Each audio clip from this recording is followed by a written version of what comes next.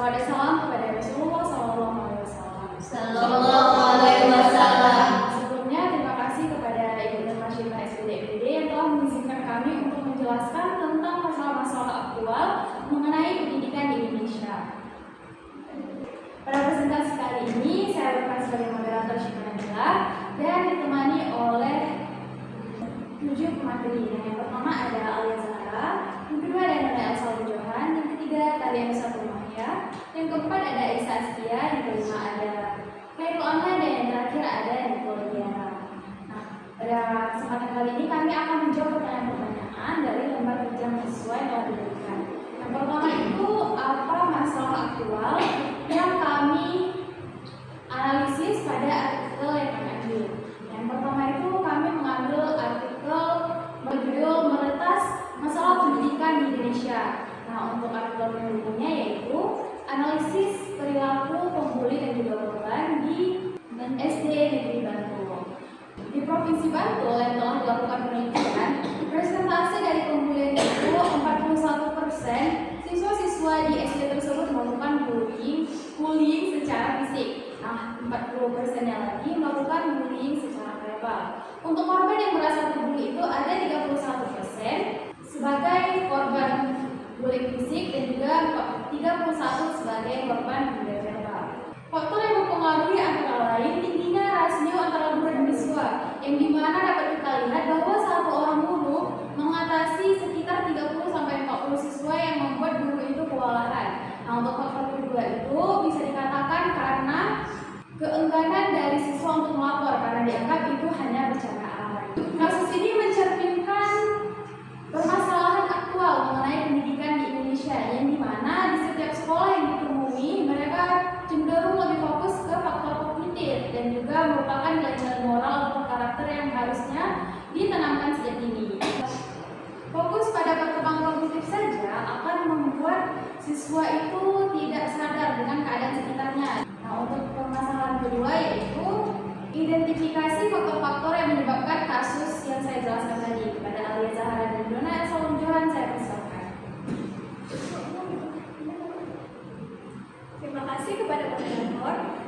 Saya akan menjawab soal nomor 2 yaitu mengenai faktor-faktor dari permasalahan yang terdapat dalam jurnal yang kami ambil. Ada beberapa faktor pertama yaitu faktor dari siswanya sendiri. Dan dari siswanya sendiri itu ada beberapa faktor. Yang pertama itu ada faktor internal, yaitu berasal dari dirinya sendiri. Bisa jadi, contohnya nih misalnya anak itu pernah mengalami kekerasan atau pengalaman kekerasan di dalam dirinya sendiri.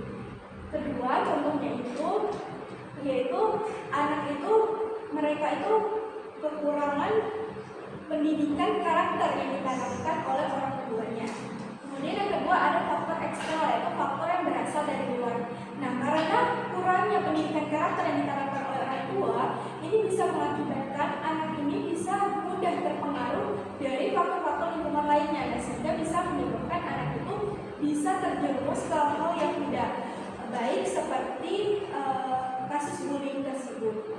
Selanjutnya, yang ketiga itu ada respon dari pelaku atau respon dari si korban. Nah, ketika korban meresponnya dengan memukul kembali, menjelekan kembali bullying tersebut, maka mereka itu akan saling balas dendam. Namun sebaliknya jika korban meresponnya dengan melaporkan ke guru ataupun ke orang tua, maka orang tua dan guru bisa menindaklanjuti kasus bullying tersebut agar bisa dihentikan. Selanjutnya, yang ketiga itu dari teman. Banyak teman-teman yang ketika ada temannya yang dibully, mereka itu hanya pasif melihat. Nah, sehingga kasus ini bisa saja tertutup dan orang tua guru tidak mengetahui kasus tersebut. Selanjutnya, yang kedua itu ada faktor dari orang tua. Yang pertama, orang tua itu kurang menanamkan pendidikan karakter di rumah. Seperti yang kita ketahui bahwa orang tua itu merupakan pendidik utama. Nah, jadi sangat penting orang tua menanamkan fondasi-fondasi pendidikan karakter dari sejak dini. Nah, orang tua juga kurang mengapresiasi nilai-nilai baik yang dilakukan oleh siswa. Nah, sehingga anak itu bisa melakukan hal-hal yang negatif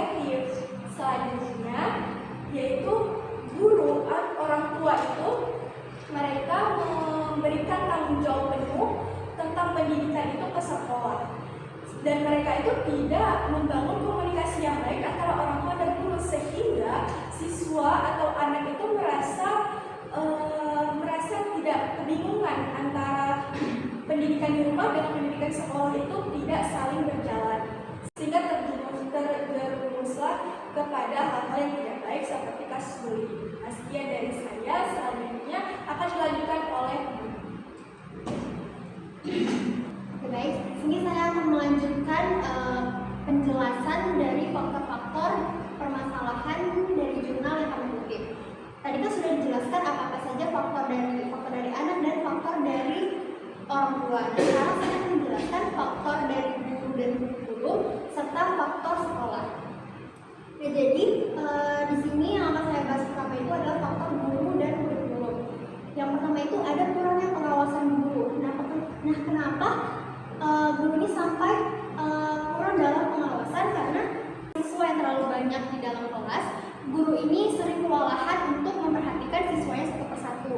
Kayak dimana contohnya saat guru mengajar di depan kelas, guru ini tidak tahu bahwa di belakang ini muridnya tuh ada yang mengejek, ada yang sedang mengejek-ejekan, ada yang sedang bermain sendiri. Nah, jadi guru ini kurang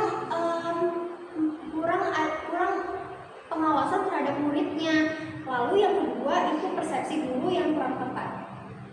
Ada juga guru yang menganggap bahwa bullying itu adalah hal biasa, yang mana jadinya bullying ini tidak dengan serius.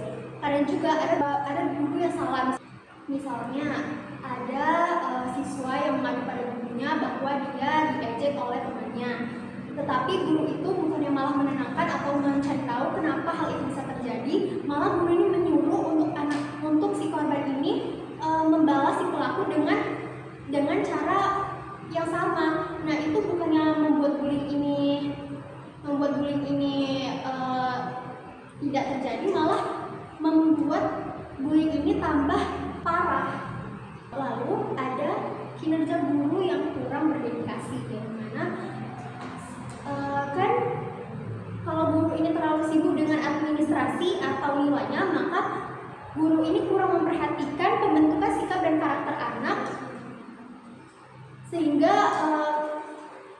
karakter anak ini sering terabaikan. Lalu ada pergantian kurikulum yang terlalu sering. Karena pergantian kurikulum yang terlalu sering ini, karena kurikulumnya sering berubah-ubah, guru ini jadi lebih sibuk dengan aturannya daripada fokus untuk mendidik peserta didiknya. Jadi guru ini kurang aware dalam mengajar siswanya untuk menjadi yang lebih baik. Lalu ada dari sisi sekolah. Nah, yang pertama itu ada fokus pendidikan yang berubah pada kognitif, yang dimana ada sekolah ini terlalu menekankan pada nilai pelajaran, sehingga peserta didik ini jadi kurang belajar mengendalikan emosi, sikapnya, dan keterampilannya. Oke, yang terakhir itu ada pelaku menganggap bahwa bullying ini sebagai candaan saja. Nah, karena pelaku ini menganggap sebagai candaan saja, jadi karena sekolah terlalu meremehkan tindakan bullying ini, maka pelaku makin lama tuh makin ngerasa kalau apa yang dia lakukan itu nggak salah, dan jadi si pelaku ini terus-terusan melakukan itu karena tidak ada perhatian dari pihak sekolah. Dan pelaku bullying merasa kalau ejekan atau pengumuman itu hanya bercanda, sehingga padahal kan itu menyakiti temannya. Dan seperti itu saja. Oke, saya kembali ke Pak Nureva. Terima kasih kepada Alia Zahra dan Ada Esa Johan yang telah menjawab pertanyaan nomor 2, itu faktor-faktor yang dapat menyebabkan permasalahan yang kami kutip. Nah, untuk pertanyaan ketiga itu dampak yang terjadi dari kasus tersebut. Untuk menjelaskan jawaban nomor 3, di mana pertanyaannya itu adalah dampak yang terjadi dari masalah bullying ini. Nah, dari masalah bullying ini pasti terjadinya dampak yang cukup serius, di mana kami mengambil 3 dampak. Yang pertama, di mana ada dampak sosial, dampak pendidikan atau ekonomi, dan juga dampak lingkungan sekolah. Yang pertama itu ada dampak sosial. Korban bullying ini pastinya mengalami stres, rasa takut yang berlebihan, rendah diri, bahkan mengalami kesulitan dalam hubungan sosial, terutama dalam berteman dengan teman sebaya. Jadi jika terdapat seorang bullying,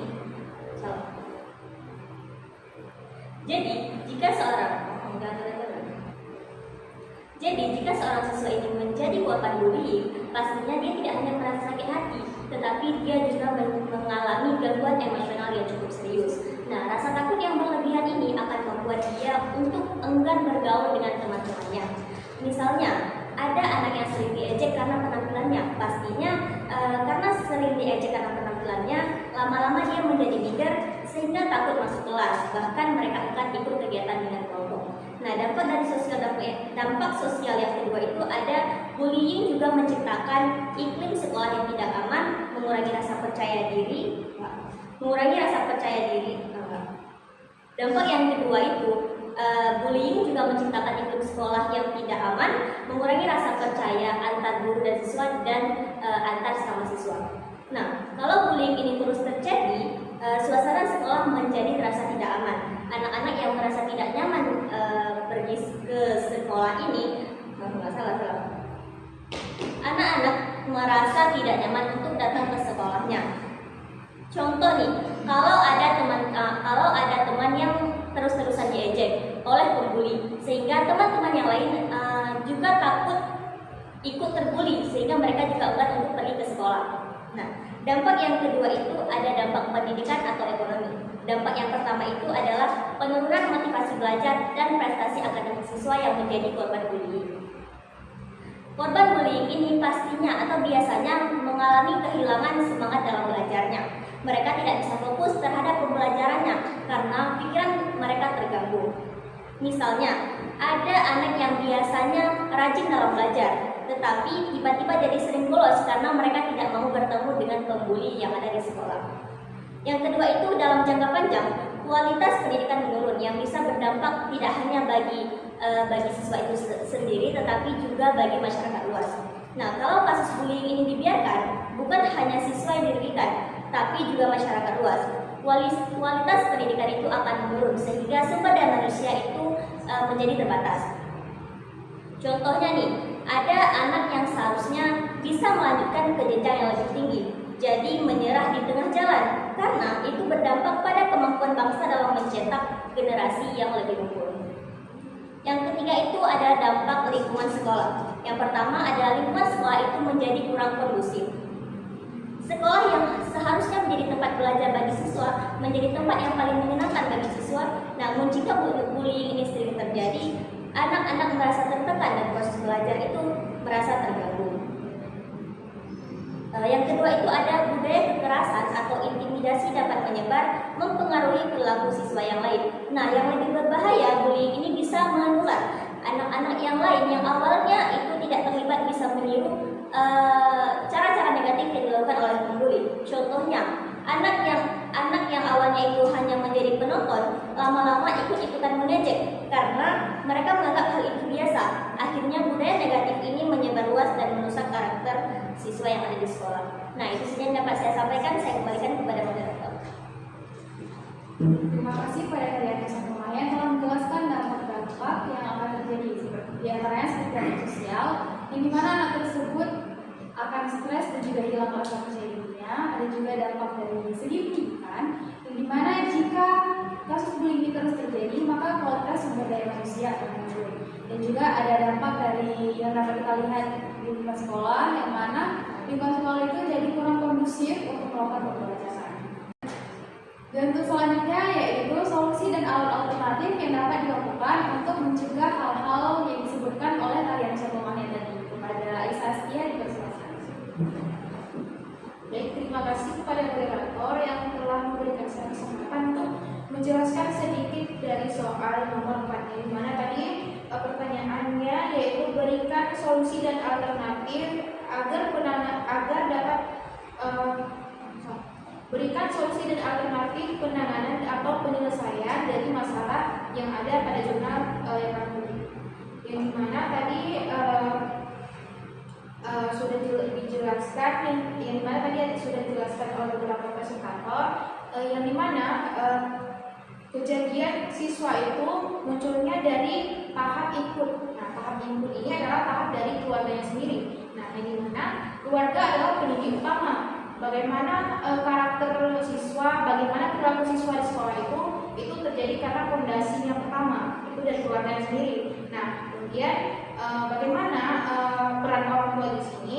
Orang tua tentu saja perlu menanamkan nilai kepemimpinan, kemudian berkarakter dan juga perilaku baik sejak ini kepada anaknya. Nah, kemudian apa solusi dan juga penanganan dari alternatif ini? Nah, dengan cara kerjasama erat orang tua dan sekolah serta komunikasi aktif untuk menyelaraskan ini agar untuk bisa menyelaraskan penanaman nilai terhadap siswa tersebut.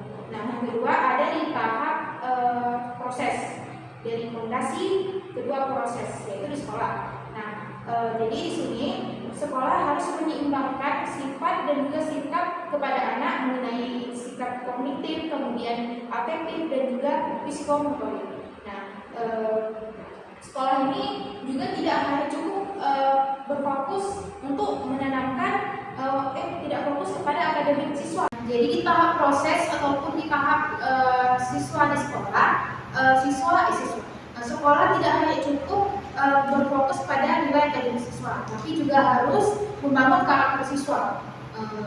Dari perilaku yang tidak baik, di situ sekolah bisa melatih siswa di sekolah dengan baik. Kemudian apa solusinya? Di sini solusinya yaitu dengan cara membentuk budaya organisasi sekolah yang menanamkan kebiasaan baik dan juga pendidikan berkarakter. Nah, kemudian yang terakhir ada di tahap output, yaitu tahap siswa menghadapi kelulusan, sesudah lulus sekolah. Nah, lulusan ini siswa harus dapat menghadapi dunia nyata. Bagaimana dia bisa melakukan di dunia nyata, kemudian bisa mengambil keputusan yang baik di lapangan kerja, dan juga siswa ini tidak tentu harus pintar di teori. Sudah misalnya siswa itu sudah pintar tapi tidak digunakan, apakah sia-sia? Nah, kemudian siswa juga harus dibutuhkan kecerdasan emosional atau disingkat dengan EQ, dan juga ketahanan menghadapi tantangan, disingkat dengan EQ, dan juga bukan sekedar dari kepintaran ataupun dengan attitude. Tujuannya adalah agar anak tumbuh menjadi pemimpin yang baik dan juga tangguh bagi bangsa. Jadi intinya di sini pendidikan anak adalah tanggung jawab bersama keluarga dan juga di dalam sekolah. Keluarga memberikan fondasi dan juga sekolah memperkuat untuk menghadapi tantangan sesudah anak ataupun siswa itu lulus. Itu saja dari saya. Selanjutnya saya serahkan kepada Khairul Anam. Terima kasih. Baik, selanjutnya saya akan melanjutkan penjelasan dari Saskia. Jadi solusi yang kedua yaitu kurikulum bukan hanya tentang kognitif saja, tetapi seimbang antara kognitif, emosi, atau bahkan menghadapi kesulitan. Pengembangannya yaitu guru mengikuti pelatihan rutin untuk merespon positif dan mengembangkan IQ dan non-akademik siswa. Yang ketiga yaitu lingkungan sosial. Solusinya menyediakan landasan konseling profesional di sekolah untuk korban bullying. Gunanya membantu siswa untuk mengatasi trauma dan membangun kembali rasa percaya diri. Pengembangannya yaitu guru membentuk sebuah kelompok dan diverifikasi oleh konselor, menciptakan ruang aman bagi korban untuk berbagi pengalaman dan merasa didukung. Baik, sekian saya kembalikan kepada moderator. Terima kasih kepada Saskia dan Khairul Anam telah menjelaskan mengenai solusi dan alat penanganan dapat digunakan seperti solusi dalam kategori input dan juga outputnya. Nah, untuk yang terakhir adalah kesimpulan dan keterkaitannya dengan mata kuliah yang sedang kami jalani. Kepada Ibu Lidiara, saya persilakan.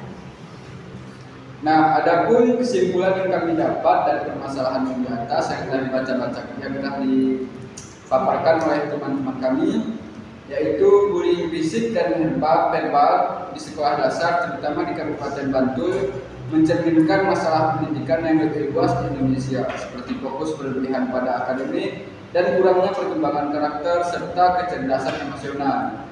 Faktor seperti rasio guru siswa tinggi, korban enggan melapor, dan persepsi guru yang keliru memperburuk situasi, menuntut sistem pendidikan dan ekosistem pendidikannya belum optimal dalam membentuk individu karakter, empati, dan keterampilan sosial memadai. Permasalahan ini relevan dengan berbagai materi perkuliahan dan psikologi perkembangan berkaitan dengan bertahapan perkembangan anak, dinamika sosial di sekolah, dan dampak bullying. Dari perspektif manajemen pendidikan, penting menganalisis kurikulum, rasio guru siswa, dan kepemimpinan sekolah.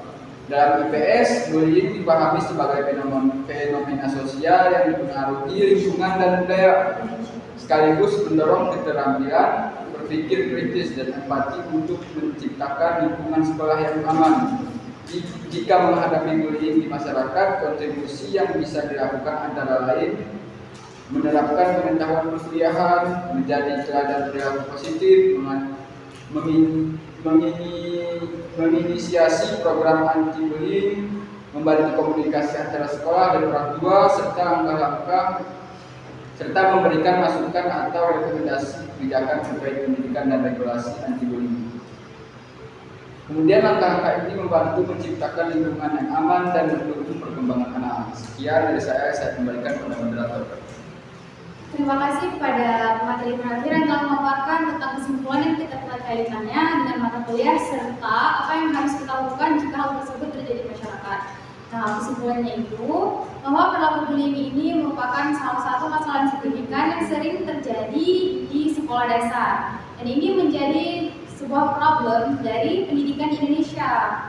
Nah, faktornya itu seperti perubahan kurikulum yang terlalu sering dan juga rasio antara guru dan murid yang terlalu jauh. Nah, jika kami menghadapi tentang kasus ini di masyarakat, maka kami bisa melakukan seperti membuka forum anti-bullying dan sosialisasi tentang pentingnya pendidikan karakter yang ditanamkan pada anak usia dini. Sekian pemaparan materi dari kelompok kami. Mohon maaf apabila ada kesalahan. Kami akhiri.